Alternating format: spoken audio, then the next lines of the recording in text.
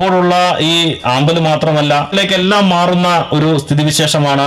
Tourist കാര്യങ്ങളൊക്കെ നിർത്തിവെച്ചുകൊണ്ട് നമ്മളിപ്പോൾ മാലിന്യങ്ങൾ ഇതൊക്കെ മുന്നോട്ട് വരുമ്പോൾ കൂടുതലായി നമുക്ക് നമ്മളുടെ ഈ പുതിയ ഈ ടൂറിസത്തിന്റെ പുതിയൊരു സ്വദേശികളുമായി വിനോദസഞ്ചാരികൾ വരുമ്പോൾ അതിമനോഹരമായ കാഴ്ചയാണ് അവരുടെ ദൃഷ്ടിയിൽ ഈ ആമ്പൽ വസന്തം.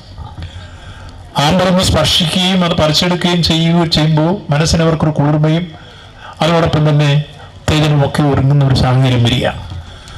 നമുക്ക് നാളുകളിൽ കുമളിക്കും തേക്കടിക്കും അതല്ലെങ്കിൽ മറ്റ് മാട്ടുപ്പെട്ടിക്കും ഒക്കെ പോകുന്ന ടൂറിസ്റ്റുകൾ നേരെ അയ്മനത്ത് ഈ സൺസെറ്റ് ഉൾപ്പെടെ കാണാൻ കഴിയുന്ന സാഹചര്യത്തിലേക്കുള്ള പുതിയ ടൂറിസം സാധ്യതകളെ പ്രയോജനപ്പെടുത്താൻ കടന്നു വരും ഞങ്ങൾ ഉദ്ദേശിക്കുന്ന ഒരു വാട്ടർ തീം പാർക്കാണ്.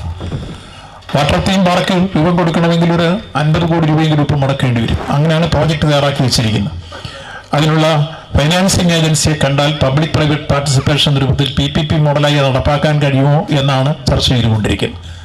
ആ പ്രോജക്റ്റ് ഉണ്ടാക്കിയവർ ഞങ്ങളെ കൊണ്ടൊന്ന് വിശദീകരിച്ച് ബോധ്യപ്പെടുകയുണ്ടായി.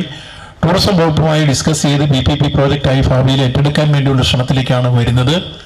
അതുകൂടി വരുമ്പോഴേക്കും വലിയ മടയും ഒപ്പം ഈ പുതിയ പ്രോജക്റ്റ് വാട്ടർ തീം പാർക്കും ഒക്കെ കൂടി ചേർന്നാൽ അയ്മനം നാളുകളിൽ ദേശീയതലത്തിലും അന്തർദേശീയ തലത്തിലും ശ്രദ്ധ ആകർഷിക്കുന്ന ഏറ്റവും പ്രധാനപ്പെട്ട മറ്റൊരു ഡെസ്റ്റിനേഷൻ കൂടിയായി മാറിത്തീരും എന്ന കാര്യത്തിൽ സംശയമില്ല.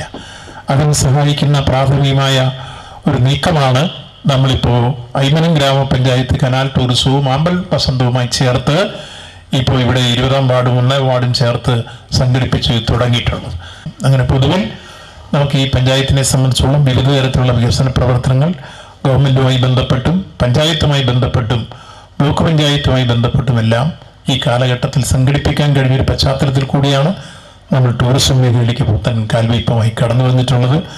ഇത് ഭാവിയിൽ ഈ മേഖലയുടെ വികസനം ഉറപ്പാക്കാൻ സഹായിക്കുന്ന ഏറ്റവും സുപ്രധാനമായ ഒരു പദ്ധതിയായി മാറിത്തീരട്ടെ എന്ന് ആശംസിച്ചുകൊണ്ട് എല്ലാവരുടെയും അനുമാനത്തോടുകൂടി അയ്മനം മുത്തൂക്കരി ആമ്പൽ വസന്തവും കനാൽ ടൂറിസവും ഔപചാരികമായി